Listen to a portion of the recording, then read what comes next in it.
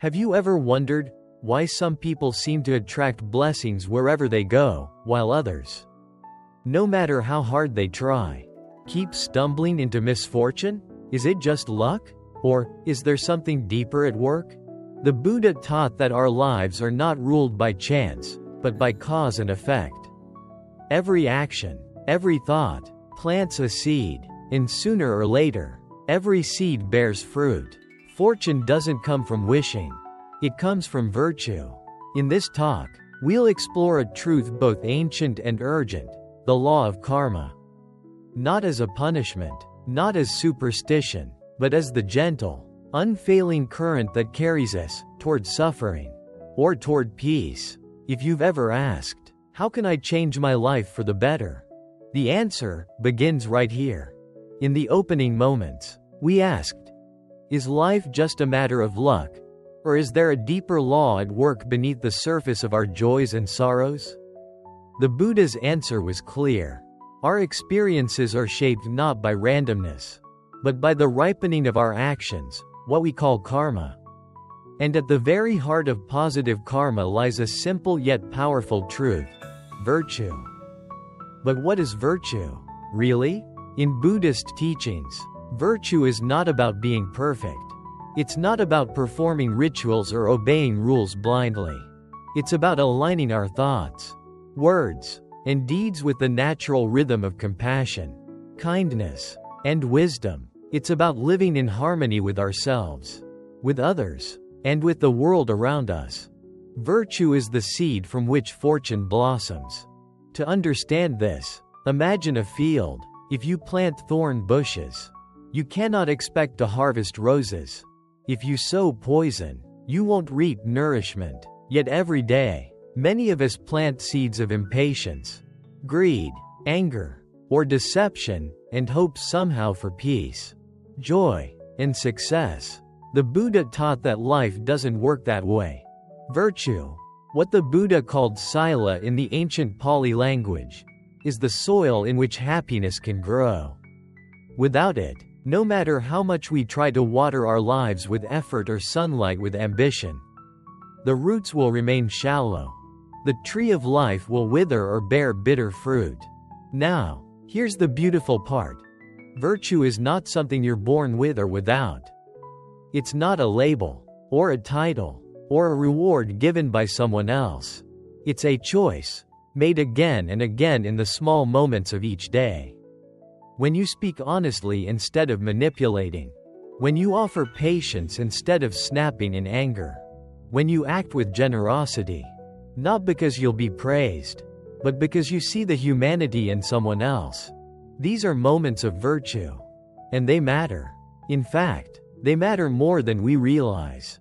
Because each act of virtue shifts the trajectory of our life. Not always instantly, but inevitably. It's like dropping a pebble into a still lake. The ripples expand outward. Some reach us tomorrow. Some come back to us years from now. Some are so subtle, we don't even see the connection until one day, when life feels lighter, more open, more supported, and we realize, this is the fruit of something I planted long ago.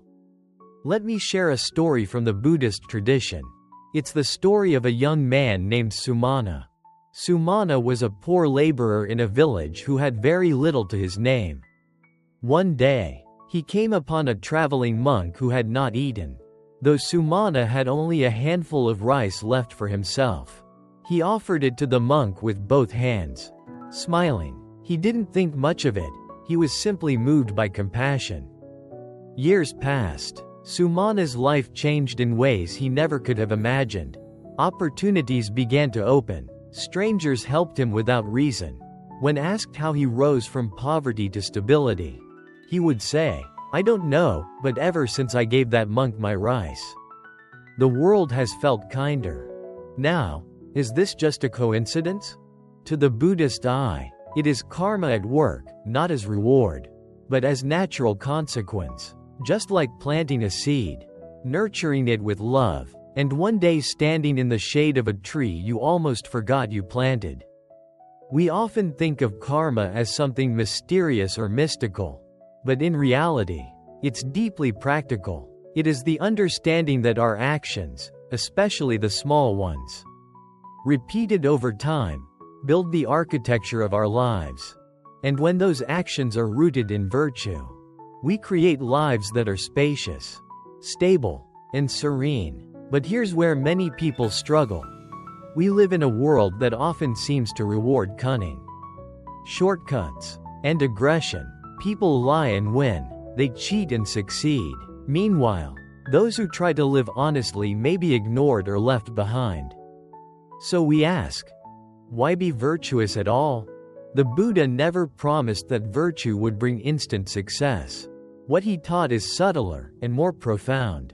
Virtue brings real success, not just wealth or recognition, but inner peace, a mind that sleeps well at night, a heart that doesn't shrink from the truth, a life that does not collapse when circumstances shift, because it's rooted in something deeper than the moment. Fortune, in the Buddhist view, is not just external. It is the fortune of being calm in a storm, of having clarity when others are lost, of attracting goodness because you radiate it without grasping. It is said that when virtue becomes your habit, the universe begins to respond in kind, not through magic, but through resonance. You draw to yourself the kind of energy you emit. Kindness returns, support appears, doors open, not by force, but through alignment. And yet, we must also be patient. Karma does not operate on our timeline. A virtuous act today may not flower tomorrow, but it will flower. The Buddha compared karma to a cart pulled by an ox. Slowly, steadily, step by step, the cart follows. Whether it carries joy or suffering depends on the path you walk and the steps you take. If you're listening to this and wondering where to begin, start small. Start with speech. Speak gently today when you want to be sharp. Start with action. Help someone quietly when there's nothing to gain. Start with thought. Catch yourself in judgment, and replace it with understanding. These are the seeds of fortune. This is virtue in motion. And remember, you're not doing this to become better than others. You're doing it to become free from regret, from agitation, from the chain reactions of reactive living. You're doing it to build a life that reflects your deepest values. In the Buddhist path, virtue is the very first training. Before meditation, before wisdom, because without virtue, the mind is too restless to see clearly. Without virtue, even deep insights fade in the face of temptation. But with virtue, the mind begins to settle. The heart becomes softer, and what once felt like chaos begins to reveal its patterns. Virtue is not the end of the path, but it is the ground from which all peace grows.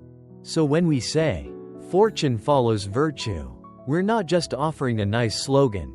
We're pointing to a lived reality, tested by generations, confirmed by experience. Plant goodness, walk honestly, live with care, and slowly, quietly, beautifully, the world begins to return the same. In the last section, we spoke of virtue as the fertile ground from which all lasting happiness grows. We talked about how our small daily choices shape the karmic patterns of our lives. Now, we begin to deepen that understanding by exploring how karma actually works. What is this law of karma that the Buddha revealed, not as belief, but as direct observation? How does it function in our lives? In ways both seen and unseen? Karma, in its most basic form, means action, not just physical action, but mental action, verbal action, anything we intentionally set in motion. Every thought, every word, every deed creates a ripple.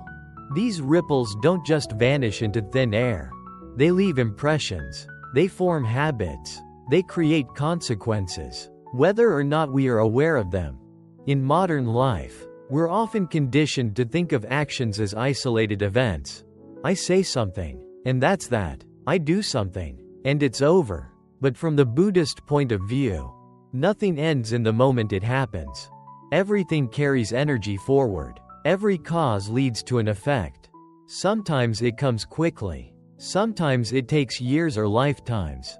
But no action is ever truly lost. Imagine a garden once again. You plant a seed and walk away. You forget about it. You don't water it. Or perhaps you do. But weeks later, when something begins to grow, you might not even remember what you planted. Still, the sprout appears because the conditions allowed it. Karma functions in the same way. We don't always see the connection between what we do today and what happens to us tomorrow. But the Buddha taught that there is no randomness. Things arise due to causes and conditions. Our happiness and suffering are not punishments or rewards. They're the natural results of what has been set in motion by us, or by others, or by collective karma. This view changes everything. It means we are not victims of fate. We are not helpless in the face of life. We have agency, not just in how we react to things, but in what we create. Moment by moment, every choice is a brushstroke painting the canvas of our future. And even when we feel stuck in old patterns, karma reminds us that change is possible, because new actions create new results. So how does karma actually work? The Buddha described 3 key components: intention, action, and result. First is intention. This is the seed. It's what you aim to do. If you step on someone's foot by accident, the karmic result is not the same as if you did it in anger. Karma begins not with the act itself, but with the mind behind the act. Second is the action itself. This is the planting, what you say, what you do, what you feed into the world. If your intention is kind, but your action causes harm, the karma is mixed. There's a tension between your motivation and the result. Clarity matters. Third is the result. This is the fruit. It may be immediate, a smile in return, a conflict avoided, or it may be delayed, health, reputation, opportunities, or even rebirth in more favorable conditions. Karma is not always linear. It's not always obvious, but the law of cause and effect is unfailing. Just as gravity doesn't ask for your belief to operate, karma doesn't require your understanding to function. It just does. Now let's be clear, karma is not punishment. It's not a cosmic scoreboard keeping track of your sins and virtues. It's not personal. It's simply how reality unfolds when causes meet conditions. When you act from love, patience, generosity, you generate peace. When you act from hatred, greed, delusion, you generate suffering, not because someone out there is judging you, but because these qualities naturally lead to certain results. You don't need to wait until your next life to see it. Have you ever noticed how after lying, even a small lie, your mind becomes restless? How a burst of anger leaves you drained or regretful? How an act of kindness, however small, makes your heart feel light? These are karma's immediate results, the mental and emotional echoes of your actions. And they compound. Each time you speak with compassion instead of sarcasm, you reinforce a habit. Each time you choose honesty over convenience, you strengthen your integrity. Each time you show patience in frustration, you're laying down a track that makes patience easier next time. Karma is not about one grand gesture. It's about momentum. This is why the Buddha emphasized mindfulness. Because awareness gives us the power to interrupt the stream of reactive karma. It allows us to pause and plant different seeds. Instead of yelling when we're frustrated, we breathe. Instead of judging when we're hurt, we soften. Instead of escaping discomfort, we turn toward it with clarity. These are small victories, but they change everything. Let's take an example. Imagine 2 people stuck in traffic.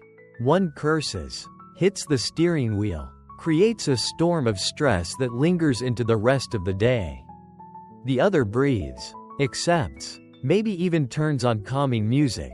Same situation, but 2 entirely different karmic outcomes, one rooted in aversion, the other in acceptance. Over time, these responses accumulate. One person becomes tense, anxious, prone to aggression. The other becomes calm, flexible, open. The world meets each of them accordingly, not because the world is judging, but because their karma draws different energy toward them. The Buddha didn't teach karma to make us fearful. He taught it to empower us. He wanted us to see that we are not stuck. We are not defined by our past. We are authors of the present, and therefore the architects of the future. Even a single moment of awareness can begin to shift lifetimes of conditioning. Even one decision to choose virtue over harm can start a wave of transformation that ripples into every part of your life. Some people ask, but what about the karma I've already created? Can I escape it? The Buddha answered with compassion. Past karma may ripen, yes, but how it ripens depends on your present state of mind. A person who's mindful, virtuous, and wise may experience the same difficulty very differently than someone who's reactive, ungrounded, or bitter. Let's say you planted bitter seeds years ago. Today, the fruit comes, but if you've cultivated peace, you receive it with understanding. You don't add more bitterness. You don't resist or blame. You simply taste it, learn from it, and let it pass. This is how karma becomes not a chain, but a path. A path we walk with awareness. A path we can always return to, no matter how many missteps we've made. There is a beautiful story of Angulimala, a bandit who had killed many people. When he encountered the Buddha, he had a profound awakening. He renounced violence, became a monk, and lived a life of great virtue. Did he still experience the results of his past karma? Yes. People threw stones at him. He suffered, but his mind was free. He bore the fruit of his past without creating new suffering.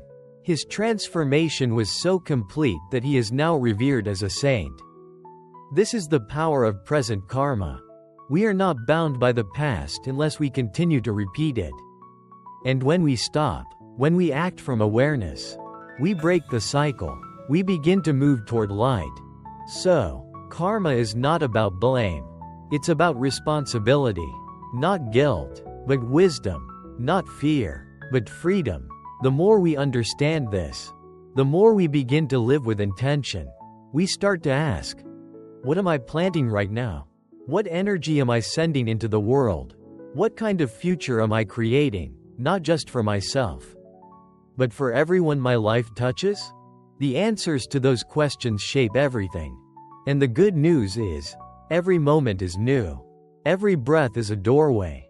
Every choice is a chance to align with the law of karma, not as a burden, but as a blessing. Because once you begin living in tune with this law, life becomes simpler, not always easier, but clearer. And in that clarity, peace is born. So far, we've talked about karma as the law of cause and effect and how our thoughts, words, and deeds shape the unfolding of our lives. Now, we turn more closely to the specific role of virtue, not just as a nice idea or moral preference, but as the very substance of good karma. This is where we begin to see not only how karma works but how we can actively shift our future through conscious, ethical living. Virtue, or sila in the teachings of the Buddha, is not something abstract. It's practical. It's daily. It shows up in your relationships, your habits, your speech, and even in how you treat yourself when no one is looking. Virtue means choosing to cause the least harm and the most benefit. It means aligning yourself with life, not pushing against it. It's like choosing to plant fruit-bearing trees rather than thorns, over and over again. But many people still ask, how exactly does virtue shape my future?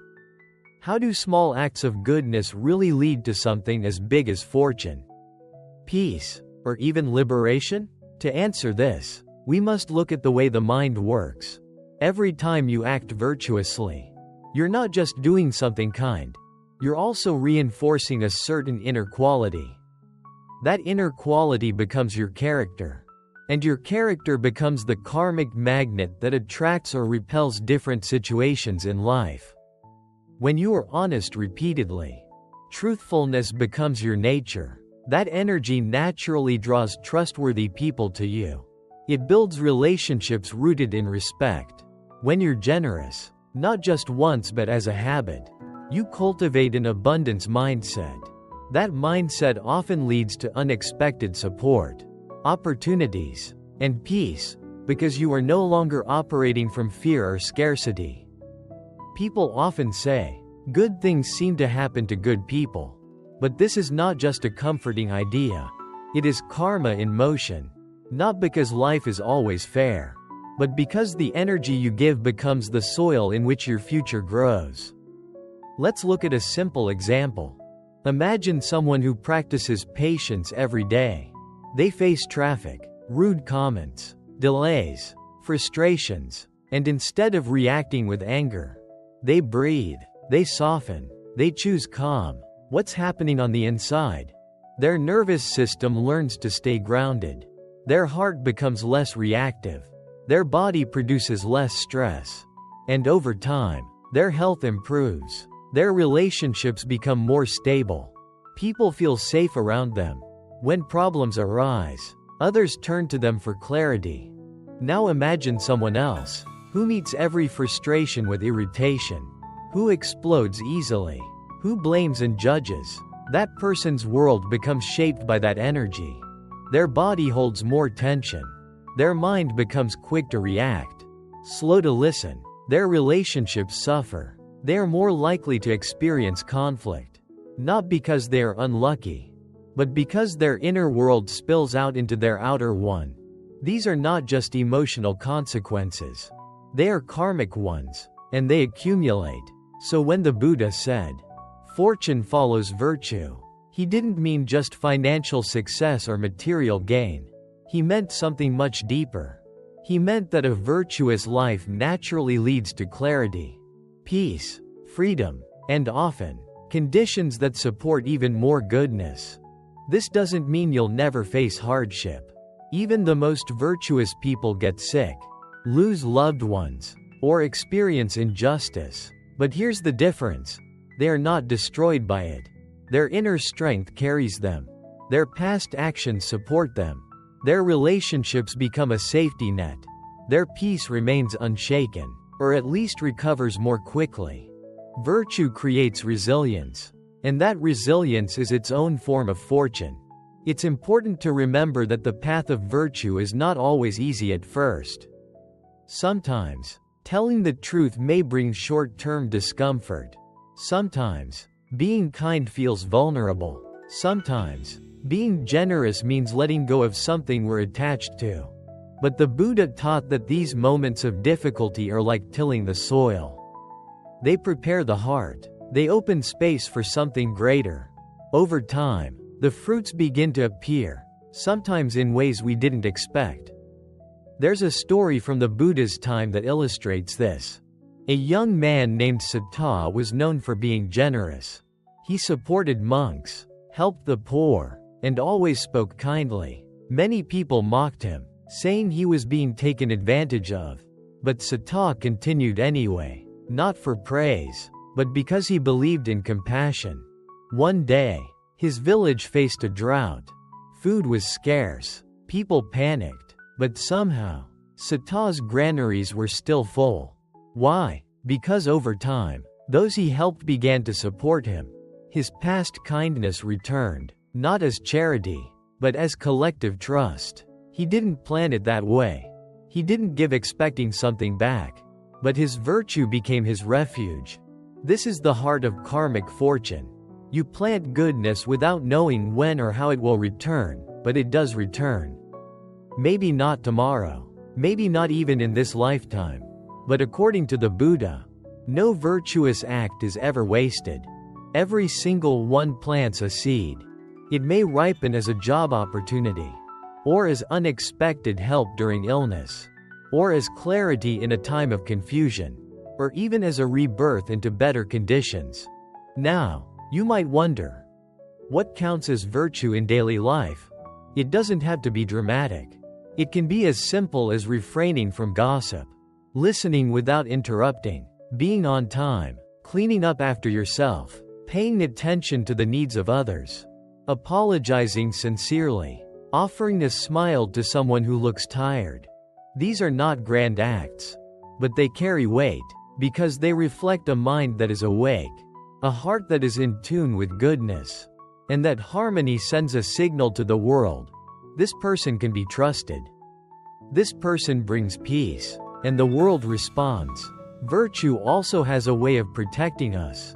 There's a line in the Dhammapada, a collection of the Buddha's teachings, that says, "The fragrance of virtue spreads in all directions, like the scent of a flower." Virtue travels farther than we realize. Even if no one sees what you did, the energy of it lingers, and that energy creates conditions that shield you from harm, sometimes without your even knowing it. There are countless stories in Buddhist tradition where someone avoided danger, not because they were lucky, but because their virtue created invisible support. The driver who swerved just in time, the illness that healed more quickly, the stranger who stepped in when they needed help. Again, these are not miracles, they are karma. When you live with care, the world begins to care for you. This doesn't mean becoming passive. Virtue is not weakness. It takes great strength to be kind in a cruel moment, to be honest when lying would be easier, to be generous when you feel fear. But this strength builds something unshakable inside you. That's why virtue isn't just about being good. It's about becoming unshakable. And from that steadiness, true joy begins to rise. Not the kind of joy that depends on circumstances. Not the kind of joy that fades with praise or falls with criticism. But the kind that comes from living in integrity. From knowing that your presence is a blessing. From feeling clean, simple, and aligned. That kind of joy is the beginning of liberation. And it all begins with virtue. If you want to create a better life, not just someday, but starting today, start there. Start with how you speak. Start with how you treat people. Start with how you treat yourself. Every moment is a seed. Every intention is a current. Every act of virtue is a step into a more peaceful, powerful life. And slowly, without fanfare, fortune begins to follow. By now, we've explored how karma functions, not as superstition, but as natural law. We've seen how virtue becomes the seed of good karma, and how small, consistent choices ripple into the future in ways that bring clarity, peace, and even protection. But despite the simplicity of this teaching, many people, especially in the modern world, carry deep misunderstandings about karma. And these misunderstandings can lead to frustration, confusion, or even a rejection of the teaching altogether. So let us pause here and look directly at some of these mistaken beliefs. Because only when we clear the fog can we walk the path with confidence and sincerity. One of the most common misconceptions about karma is the belief that everything bad that happens to us is somehow deserved. That if you suffer, it must mean you did something wrong, either now or in a past life. This belief can easily turn the teaching of karma into a weapon of judgment, shame, or self-blame. But this is not what the Buddha taught. Yes, karma explains how actions bear fruit. But not every difficulty in life is the direct result of your personal karma. Sometimes, suffering comes from collective karma, shared by families, communities, nations, or even the entire human condition. Sometimes, suffering is simply the result of living in a world where birth, aging, illness, and death are inevitable. Think of a person who is born into poverty. That does not automatically mean they were bad in a previous life. Karma is not a moral scoreboard. It is much more nuanced. Their condition might reflect many layers of causes, some personal, some societal, some environmental. The point of understanding karma is not to judge, but to respond skillfully and compassionately. And that's the deeper truth. Karma is not about blame. It's about awareness. It's about knowing how your present actions contribute to future outcomes. Even if you can't undo the past, You can shape the future. You can always plant new seeds. Another widespread misunderstanding is the belief that karma is fate, that it's fixed. That once you've done something, your future is sealed. This turns karma into a kind of cosmic prison, where we are locked into cycles of suffering without escape. But again, this is not the Dharma. The Buddha emphasized that karma is dynamic. Every moment presents a new possibility. Every decision shifts the pattern. Even if your past karma is heavy, you still have the power to meet it with wisdom, compassion, and virtue. And when you do, you weaken the chain of reaction. You dissolve old patterns and begin new ones. Think of it like a wheel. If you let it spin on its own, it follows momentum. But if you grab the axle and apply effort, you can slow it down, stop it, or even reverse direction. That effort is your present karma. It's where your power lives. This is why the Buddhist path begins not with dwelling on the past, but with cultivating present virtue, present mindfulness, present wisdom, because the past may influence you, but it does not define you. Your identity is not your karma. Your karma is simply the energy you've put into motion, and you can always change course. Another misconception people often carry is the belief that karma is only about punishment and reward. That if you're good, good things happen, and if you're bad, bad things happen. While this sounds logical on the surface, it doesn't match the complexity of real life. We've all seen virtuous people who suffer, and selfish people who prosper. And it makes us wonder, is karma even real? But here's what the Buddha pointed out. Karma doesn't always ripen immediately. Just like seeds, some actions bear fruit quickly. Others take time. Some ripen in this life, others in future lives, and some never ripen at all if the conditions aren't right. Karma is not a vending machine where you insert goodness and get instant blessings. It's more like planting a garden in a living, breathing ecosystem. The rain may come or not. Pests may arrive. Storms may pass through. But still, the seeds are in the ground. And when the right season comes, they bloom. This helps us understand why things don't always seem fair on the surface. The timing and conditions of karma are vast, interconnected, and not always visible. But that doesn't mean they're absent. The fruit of your virtue may not appear as a lottery win or a promotion.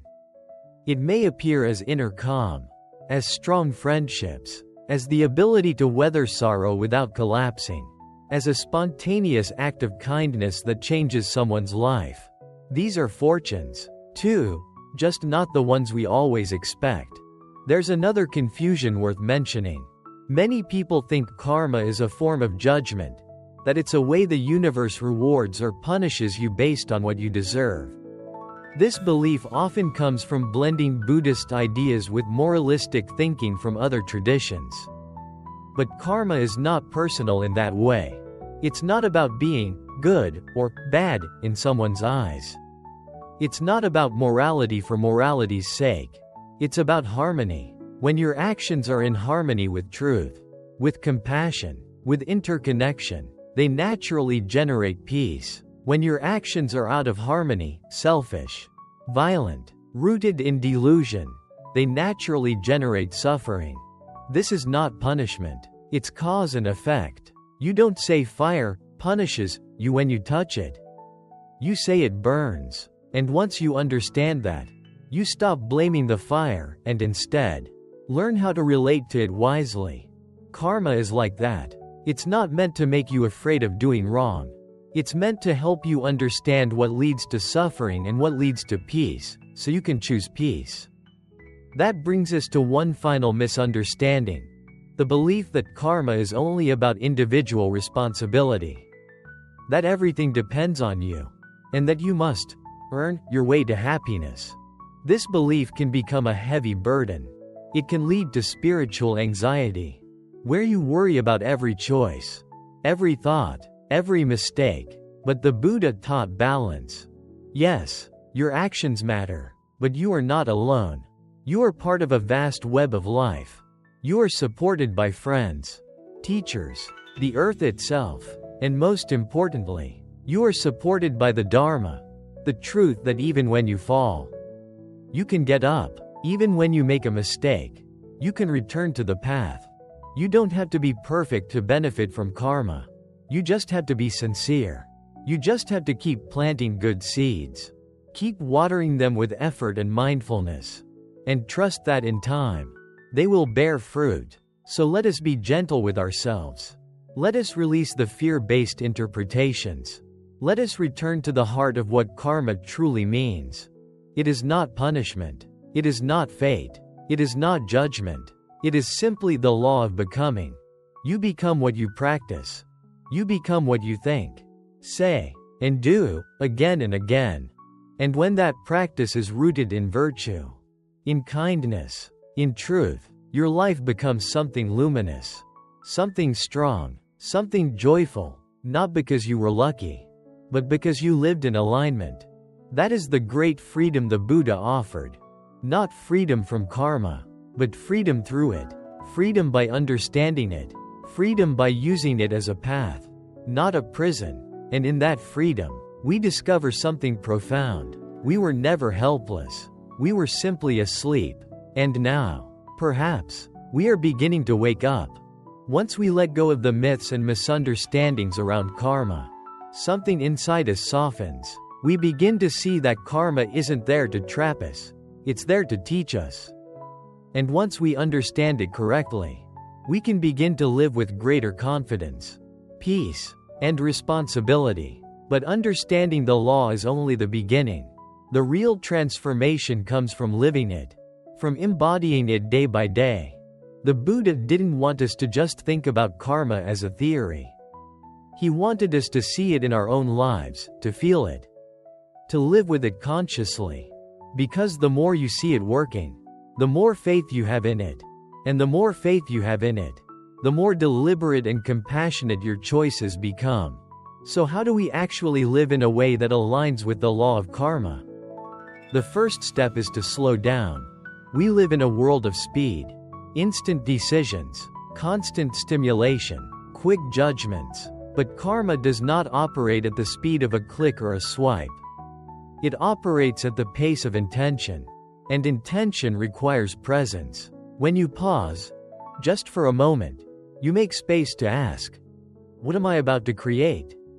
What am I about to release into the world? Is it rooted in anger, fear, or confusion? Or is it coming from patience, care, and understanding? That moment of pause is powerful. It's where karma can be shifted before it begins. Let's say someone insults you. Your first impulse might be to snap back, to defend yourself, to hurt them in return. That's old karma playing out, habit, reactivity. But if you pause, if you breathe, you create a gap. And in that gap, you get to choose. Maybe you respond with calm. Maybe you walk away. Maybe you speak clearly but with compassion. Whatever you choose, it's new karma. It's not just what happens to you. It's what you do with what happens to you. That's where your power lies. Living this way doesn't mean becoming passive or pretending everything is fine. It means becoming skillful. It means understanding that every response you give is planting something, not just in the world, but in your own heart. So the next step is to live deliberately. That means choosing virtue not just when it's easy, but when it's hard. It means being honest even when a lie would protect your image. It means showing generosity even when you fear you don't have enough. It means keeping your heart open in a world that sometimes feels cold. Deliberate living requires strength, not the kind of strength that dominates others, but the kind that masters oneself. The strength to stay centered when others are chaotic. The strength to hold compassion even when others act cruelly. The strength to keep planting goodness even when the harvest seems far away. And here's where it gets beautiful. The more you do this, the more natural it becomes. The habits of mind begin to shift. The nervous system relaxes. The judgments soften. You start seeing people more clearly, not as enemies or threats, but as fellow human beings, also shaped by their karma, also trying to find peace in their own way. This is how karma begins to turn. When your inner life changes, your outer life follows, not always in dramatic ways, but in subtle shifts. Less conflict, more synchronicity, less fear, more trust, fewer regrets, deeper satisfaction. This is not magic. This is cause and effect. But it takes consistency. Karma is not about one big moment. It's about 1,000 small ones. Choosing not to gossip when everyone else is. Choosing to breathe before sending that angry text. Choosing to forgive yourself instead of spiraling into shame. Each of these choices changes your path, even if just by a degree. And over time, those degrees add up. You may find yourself in an entirely new life. Not because the world changed, but because you did. Now, there's something else we must talk about: regret. Many people, once they begin to understand karma, start to feel regret over their past.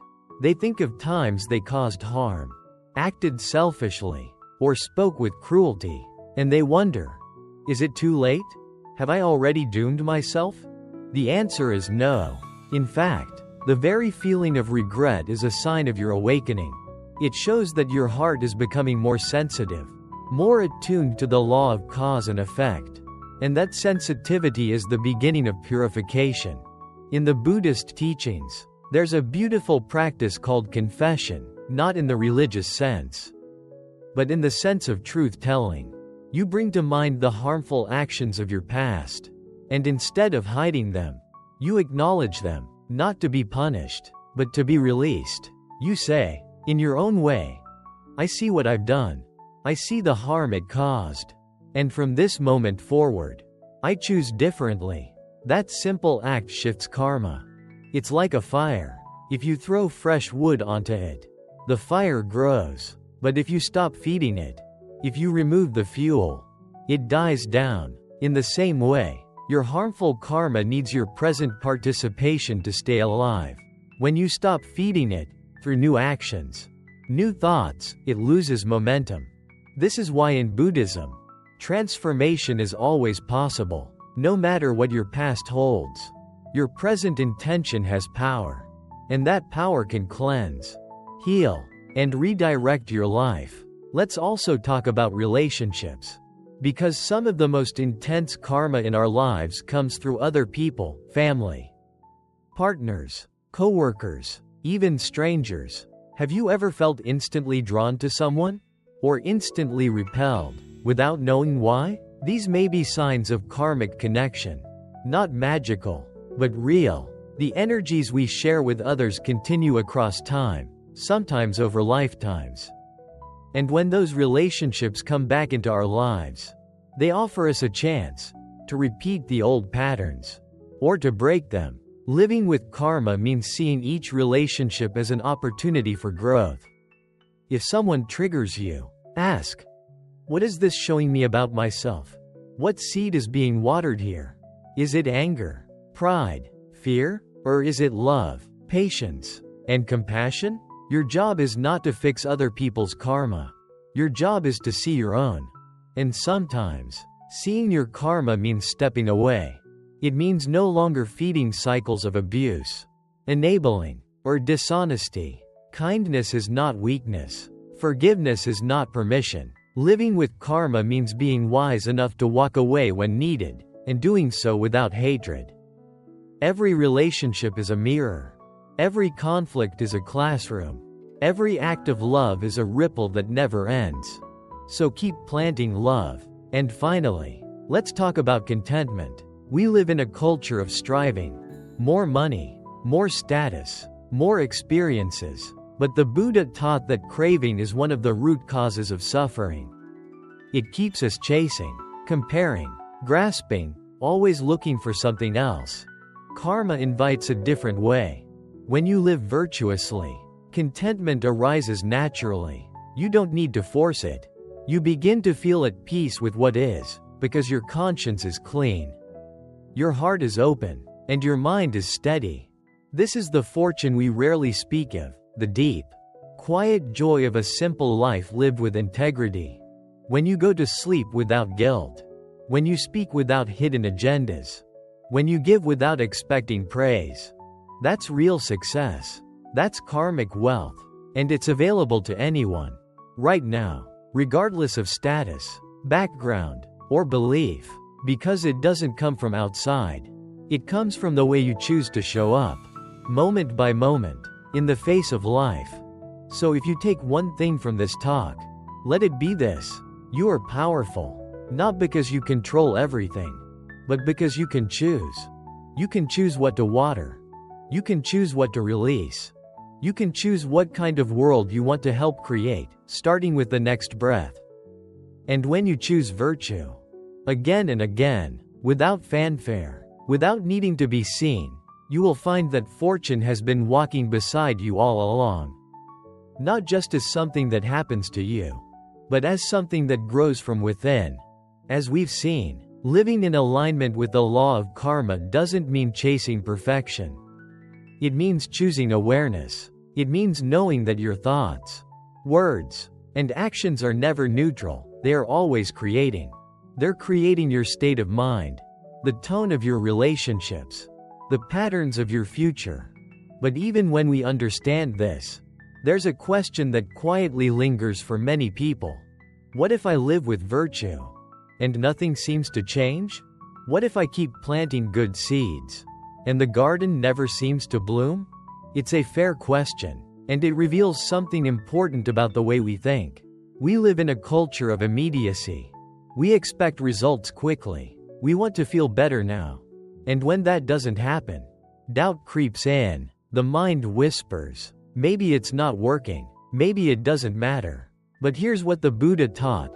Karma is not always immediate. It unfolds according to its own timing, like seasons. Like the tide. Like the rising of the moon. When you plant a mango tree, you don't expect fruit in a week. You tend to it. You water it. You wait through the seasons. Sometimes, storms will pass through. Sometimes, the ground will seem dry. But if the roots are strong, the tree grows. And when the time is right, the fruit appears, soft, golden, sweet. It's the same with virtue. The effects may not be visible right away. But that doesn't mean they're not there. Every time you choose kindness over anger, patience over reactivity, honesty over deceit, you're strengthening something deep within. That inner strength becomes the foundation of a life that can carry more peace, more clarity, and more meaning. Sometimes, your good karma protects you from a danger you never even knew was coming. Sometimes it keeps your mind from spiraling into darkness. Sometimes it brings the right person into your life at the right moment. Not as a miracle, but as a natural response to your energy. And sometimes, this is important, your good karma does not bear fruit in this life, but in the next. Now, for many people, this idea of future lives is hard to grasp. It may feel far away, abstract, even superstitious. But if we look closely, we see signs of it everywhere. Why are some children born with incredible talent, wisdom, or compassion? Why are others born into conditions of deep suffering, through no fault of their own? Why do some people seem to be old souls, with a depth that can't be explained by age or upbringing?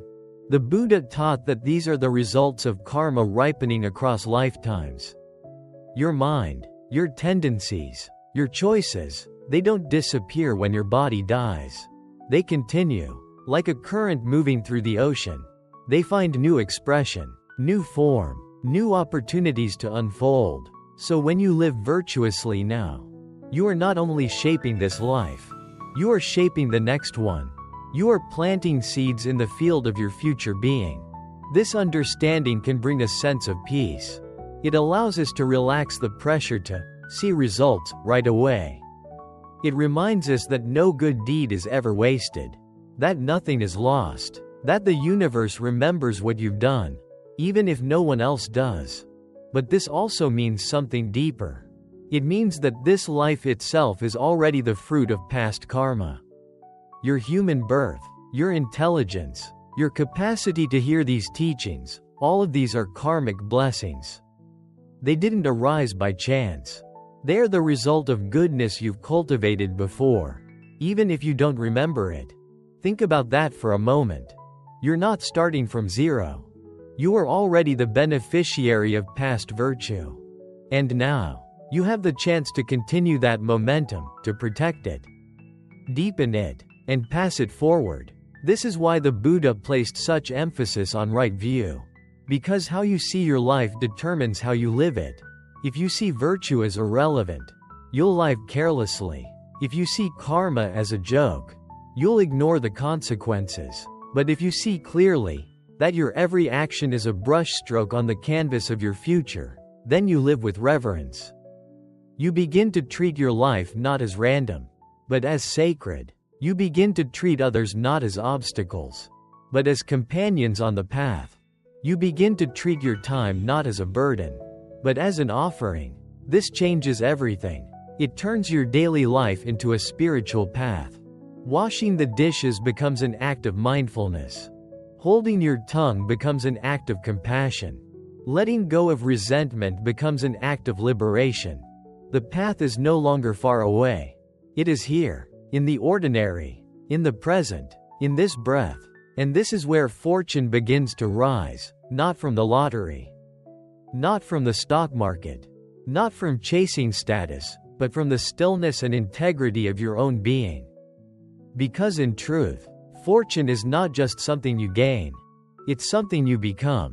When your mind becomes spacious, when your speech becomes gentle, when your presence becomes peaceful, you are the fortune. You are the blessing that enters a room. You are the one whose life ripples goodness into the world, just by being. There's a story from the Buddha's time of a man named Anathapindika. He was one of the Buddha's greatest lay disciples, a wealthy merchant. Deeply generous, deeply devoted, he used his resources to support countless monks and nuns. He even purchased a park, Jetavana, for the Buddha and his community to live and teach in. But Anathapindika didn't see his wealth as his. He saw it as a tool, a means for merit, a vehicle for virtue. He gave not to be praised, but because giving aligned with his values. It was his joy. And when he passed away, the texts say, Devas appeared, celestial beings, to honor his transition. His generosity had reached across realms. His virtue had become light. This is not a fairy tale. It's a reminder. The energy you generate through virtue does not die with the body. It travels. It shines. It carries you forward. So even if your life feels small, even if you don't have riches or recognition, know this: your virtue matters. Your intention matters. Your sincerity matters. And every time you choose love over fear, truth over illusion, peace over conflict, you are building the conditions not just for a better life, but for a better rebirth. This brings us to a subtle but vital shift. Most people live reactively. They chase what feels good, avoid what feels bad, and call it a day. But when you live with karma in mind, you begin to live proactively. You ask not just, what do I want now? But, what will this action create later? You become a gardener of your own future. You plant with care. You water with consistency. You remove weeds with honesty. And slowly, your life becomes a field of blessings, not because you were lucky, but because you were awake. And so the teaching becomes clear. Fortune doesn't follow those who seek it desperately. Fortune follows those who live with virtue quietly. It follows those who do the right thing when no one's watching. It follows those who give without needing to receive. It follows those who stay kind, even when the world is cruel. And in that way, fortune is not something outside to be chased. It is something inside to be revealed. Through virtue, through practice, through presence. That is the gift the Buddha gave us, not a formula, not a promise, but a path that anyone can walk.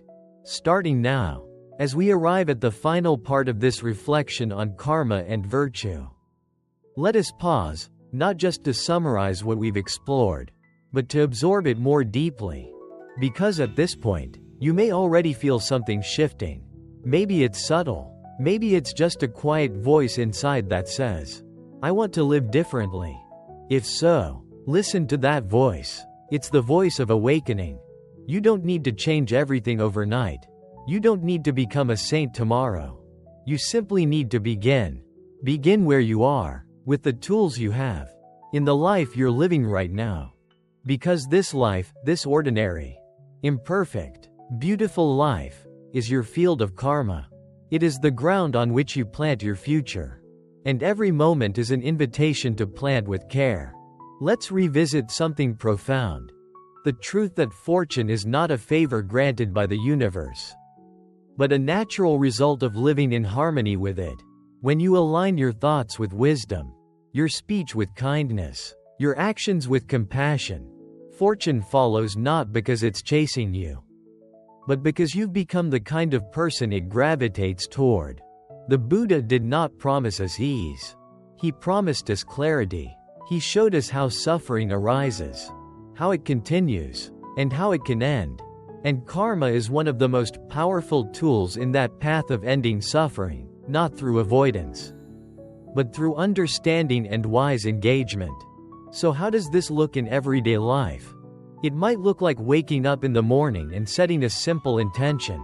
Today, I will speak gently. Today, I will not rush. Today, I will see others as fellow travelers, not enemies or obstacles. It might look like forgiving someone, not because they apologized, but because you're tired of carrying the weight. It might look like refusing to gossip, even when the room invites it. It might look like holding space for someone's pain, without needing to fix it, just offering your full attention. These are not small things. They are acts of virtue. And every time you do them, you change your karma. You shift the energy around you. You become a source of stability in a world that often feels chaotic. But don't be discouraged if your efforts go unnoticed.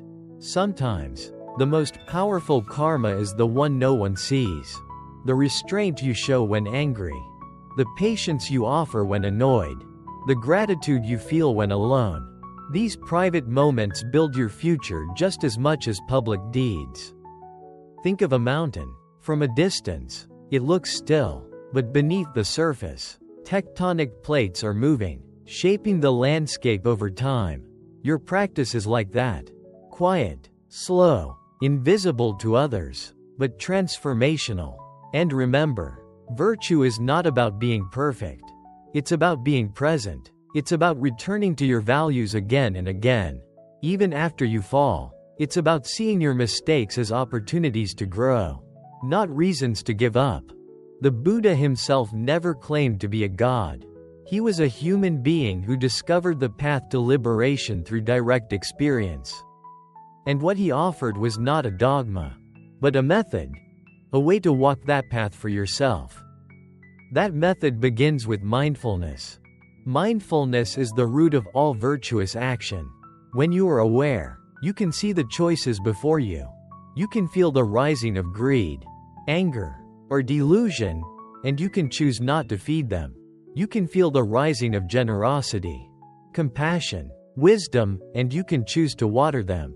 Without mindfulness, karma runs on autopilot. With mindfulness, karma becomes a creative act. So let your life become art.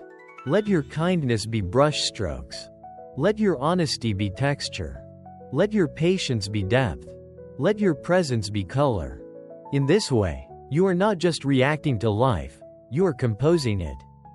You are shaping a future, not only for yourself, but for all beings you touch. And this brings us to one of the most beautiful aspects of karma, its interconnectedness. Your karma does not exist in isolation. When you act with virtue, you don't just improve your own life, you create conditions that benefit others. A kind word can stop a chain of harm. A generous act can inspire another. A calm presence can stabilize a room. We are constantly influencing one another, whether we realize it or not. So when you practice virtue, you are not only planting seeds in your own garden, you are also planting seeds in gardens you will never see. And that is sacred. There's a quiet revolution in living this way.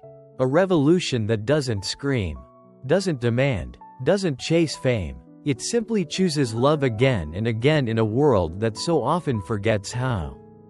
That's how karma shifts culture.